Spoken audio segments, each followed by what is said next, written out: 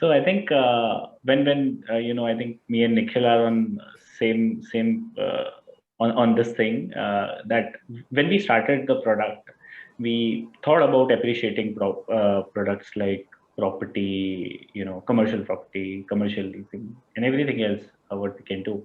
But the actual problem which we want to solve and which we have realized over the time was that these companies where which are going to expand into the market and which are looking for expansion, they actually need assets which are depreciating assets, and they don't uh, want to put their expensive VC capital into purchasing that asset today, right? Because that money can be better utilizing in hiring a very good team or researching out the product. So our agenda from day one was to help these companies, either a startup or a NSE listed company, and by helping them with getting these assets or procuring these assets for them and then deploying it. The other point of view of looking at is that an asset will not give you tax benefits as we get the tax benefits in case of a depreciating asset, because there is a certain depreciation percentage which you can claim towards the usage of these assets.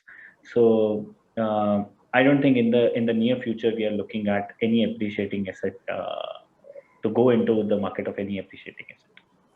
Yeah, I think both of them are interesting options, and there are many other platforms that are looking at appreciating assets. Yeah.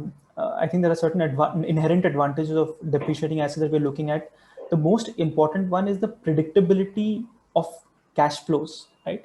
In an appreciating asset, for example, let's say real estate, there is a lot of risk about what may be the value at the end of the life of your investment, right?